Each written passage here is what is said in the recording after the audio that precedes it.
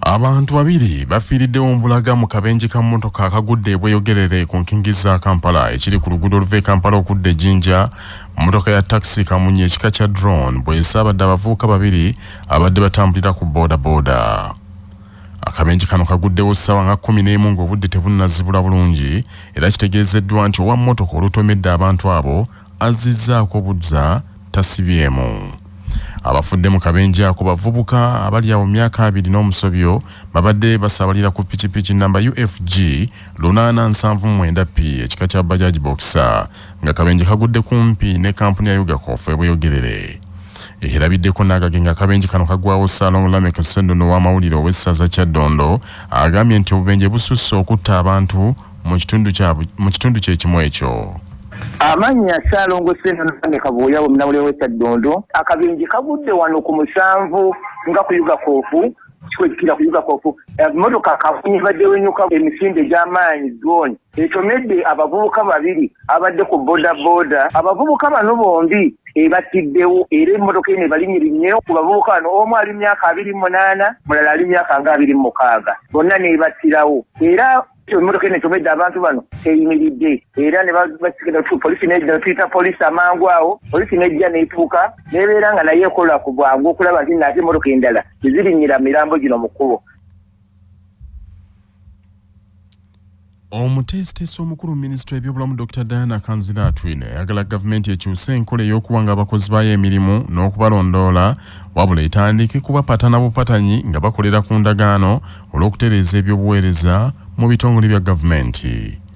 Omukulu agambye nti enkola eriwo ey'okuwa omukozi omulimu ogw'enkalakkalira ng'omuntu akola okutuuka ku myaka gy'okuwummula ereetawo obugayaavu era abakozi bangi bakakubako ne kalaala nga bamanyi nti bafuna dde emirimu baamala era mpawo agenda kubasiguukulula.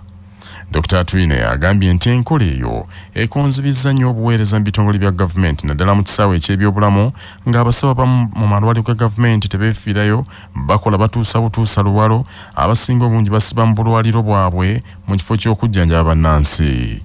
Agambye nti enkola eriwo yevuddeko n'enguzi okweyongera mu malwaliro ne mu bitongole ebirala bya gavumenti nti era mu nkola eno enkadde kiba kizibu okukangavvula abakozi abalagajjavu kubanga amateeka agamu gabataatira nti ekiyinza okubavumula y'enkola eya contract ng'oli bw'alimu okutuukiriza obuvunaanyizibwa bwe kiba kyangu okusazaamu endagaano eyo sinakindi obutagizza bujja. When you talk about the screening of a person, then they tell you the processes are long processes. Then you get someone investigated, then it takes some 5 years to get that person even convicted. You send cases to medical council, they take forever, and then they use also and then people get away with it.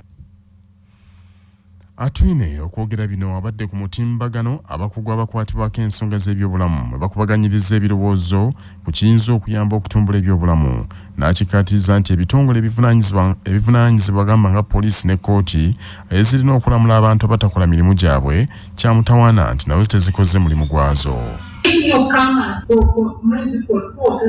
The in charge or the doctor is not there, there is no result, that person immediately suspended. But now you have to warn, then the warn, you never see the person to warn.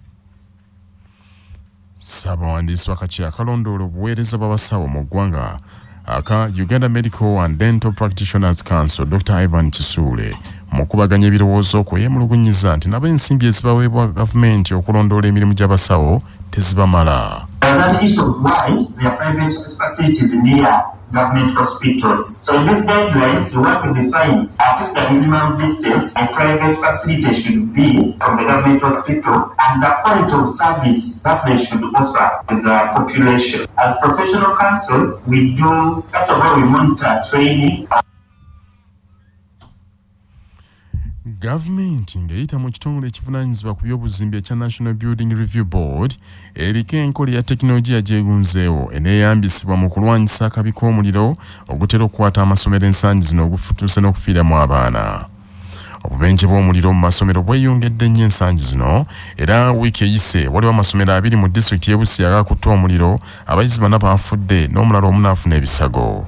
Gye byaggweredde abakulira amasomero gombiri bakwatiddwa n'abakungu ba gavumenti abavunaanyizibwa kulondoola amasomero mu disitulikiti y'e Busia nga babavunaana okulagajjalira omulimu gwabwe. Mu mbeera eyo minisitule y'ebyenjigiriza ng'eyita mu minisitule omubeezi avunaanyizibwa ku byenjigiriza ebisookerwako Dr. Joyce Morik Kaduchu yazzeemu okuyisa ekiragiro nti singa wabaawo akabenje k'omuliro ne kafiiramu omuyizi yenna omukulu w'essomero oba director be bagenda okuvunaanibwa. We cannot continue to lose the lives of our children because schools cannot meet the bare minimum requirement, especially boarding schools. We have already given mandate to the managers in the district. Boarding schools that does not meet the requirement for the primary schools and the nursery schools. Nurseries are not supposed to be in a boarding. Primaries are not supposed to be in a boarding. For them to operate as boarders, the ministry should seek approval. The permanent secretary. Kaakano ab'ekitongole kya National Building Review Board bagamba nti enkola ya digito gye baleese egenda kuyamba okutangira emitawaana nga gino mu masomero.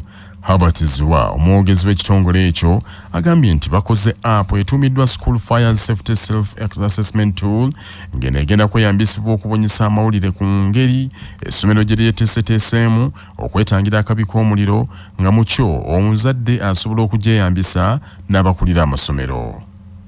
Apo eno erimu ebitundu bibiri. Erimu ekitundu eky'abantu ssekinnoomu mwe bagenda okuyita okuwa amawulire agakwatagana ku ngeri y'amasomero gye geeteekateekamu okwetangira omuliro. Kugeza oli muzadde ogenze mu ssomero omwana wo wa kisulo olina obuvunaanyizibwa ng'oyita mu app eno okuwa amawulire we essomero gy'otuta omwana yo gye liyimiridde mu ngeri y'okwetangiramu omuliro. Olina fire extinguishers, bw'otuuse mu dormitory obutanda buweereddwa space ennungi, enzigi nga zibulungi singa wabeerawo obuzibu. Ye bo beeyisa batya mu dormitory? Omuzadde oba omuntu ssekinnoomu asobola okukola ekyo. Nannyini masomero nabo baweereddwa omukisa okwekuba mu ttooki nga bakozesa app eno okumanya amasomero gaabwe gayimiridde gatya mu kwetangira omuliro. Information eyo tunajuna wamu ne minisitule y'ebyenjigiriza tujja gikozesa. Bazzukulu bannamwama abeddira okube balangiridde kaweefube okuyoyoota obutaka bwabwe obukulu obusangibwe buzimwa mu Duuma mu ssaza Mawokota ng'ensimbi obukadde obusoba mu 6 ze zigenda okweyambisibwa. Ekifo kino kikulu ebitagambika kubanga kyaziikibwamu bannamwama abawerako nga obukulembeze bw'ekkobe tebunnawambibwa emyaka nga 12 egiyise. Babadde yasinkanye bazzukulu be mu Kampala omukubiriza olukiiko lw'abataka abakulu b'obusolya era nga ye mukulu w'ekika ky'ekkobe omutaka Namwama Augustin Kizito Mutumba ategeeza nti bamaze okuba pulaani y'okuddaabiriza ekifo ekyo kituukane n'omutendera gw'ensi yonna kuba kyabyafaayo nnyo. Twakutandikako mu biseera bya COVID era twakozesa emikono etugamba tujja kutema olwazi luno tulukolemu omulimu. Wenjogerera kaakati tusobola okubeerako we tubakyaza tubatuuza era olujja lwe twakola oluyito olwo olujja mu kuŋŋaanya lusobola okutuuza abantu obulungi abantu abawera 1000. Kyokka twegazaanya tusobola n'okutuuza abantu 2000. Ebyo biri Buzimwa. Buzimwa bwe butaka obukulu obw'ekkobe. Buwama y'embuga yaffe. Bika bitono nnyo ebirina enkola eyo naye ekika ky'ekkobe w'onoogenda n'osoma mu Michael Nsimbi bazze bulala ojja kulaba obutaka obw'Ebuzimwa naye ebintu ebyo byali bisasise olw'embeera ze twalimu ez'okulwanira obukulembeze era ebimu byali byerabiddwa n'abawandiisi ab'ebiseera bino baali beerabidde Buzimwa. Omutaka Namwama mu ngeri yemu yabazizza bazzukulu be bonna abeetabye mu lukiiko olwo mwe bayise okusonda ensimbi ezinaatandika ku mulimu ogwo. Kawuma Male Henry ye mwami wa Ssaabasajja Kabaka akulembera ggombolola ya Mutubeena Masekati era nga embaka wa Namwama mu Kyaddondo akubiriza abazzukulu obutaswaza kika kyabwe. Njagala okusaba bazzukulu bannange olwaleero ŋŋambe nti tusimbudde tuyimirire twekwate kitole tulabe nti tukwata n'ekkobe tirabe nti zitambula bigende mu maaso. Tudduukirye ttiimu yaffe ey'omupiira, tudduukirye omulimu oguli ebuzimwa, jjajja tumubugirize nga buli waali. Tukole omulimu gw'ekkobe, kubanga ekkobe lye liri mu masekkati muno. Ekkobe Ssaabasajja lye yalonda okumukubiririzaako olukiiko olw'abataka. Kaakati bwe tuba nti ebyo ne byonna tubikutte nga biri mu ngalo zaffe, nsaba tufungize tuggyeyo n'ag'omu buto, jjajja tumuwagire, ate naffe buli omu buli waali tunyiikire okukola n'okusomesa abaana. Enkumi n'enkumi z'Abakristo abakkiririza mu Kristo baayye mu masinzizo okwetoola ensi yonna okuzza olunaku oba Sande ey'okunyenya amatabi, nga Sande eno yeekulemberamu Sande y'amazuukira.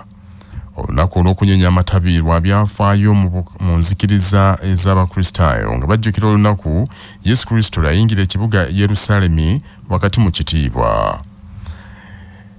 Mu kibuga Lukaya mu disitulikiti y'e Kalungu, Abakristo beeyiye ku kigo kya St. Jude okwetaba mu mmisa ey'okunyenya amatabi wakati mu kubakubiriza okubeera abeetoowaze. Omusasi waffe Nsubuga Muzaffar kaatuwa ebifeeyo.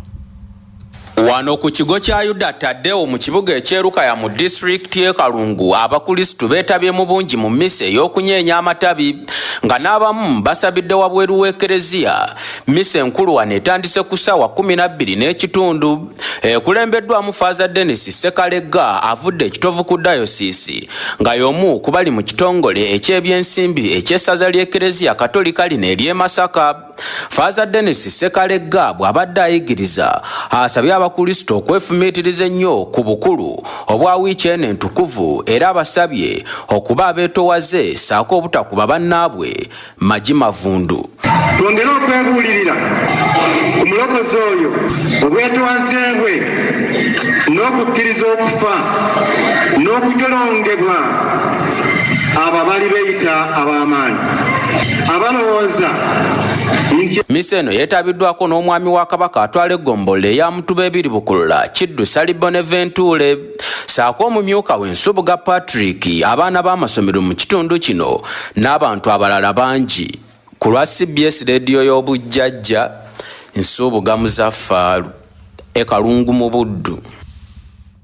Ebyokunyenya amatabi nga bikyali bityo, embeera ku kanisa y'aba Seventh Day enajja na nkumbi ya bbugumu nnyo, ng'abantu bakatonda beeteekerateekera okujaguza emyaka 75 egiweze bukyanga kifo kino kitandika okusinzibwamu. Omusasi waffe Omulonkato Dennis Luwandagga gyali enajja na nkumbi.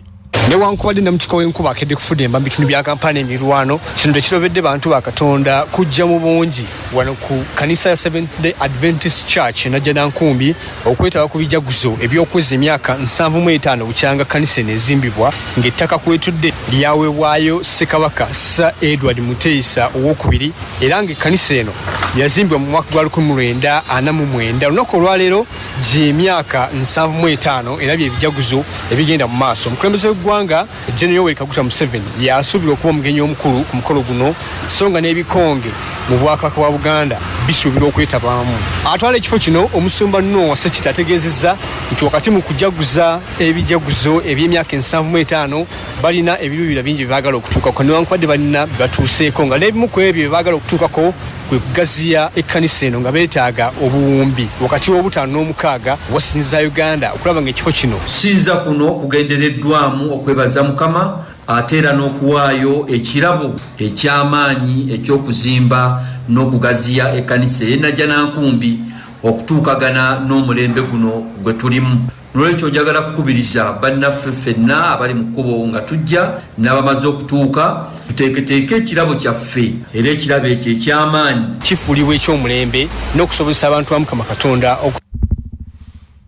Webale Katolo Wandaga ate ebyo nga bikyali bityo, Abakristaayo mu bulabirizi obweruweero bali mu keeja g'enkyalero wakati mu kusinza okw'enjawulo bagenda okutuuliza omulabirizi omulondo w'obulabirizi obwo nga ye Venerable Canon Wilson Kiseka. Ebifaayo byonna ku mukolo gw'okutuuza omulabirizi omujja tujja kubikutuusaako wano ku mpewo za Kyabasa Butereevu.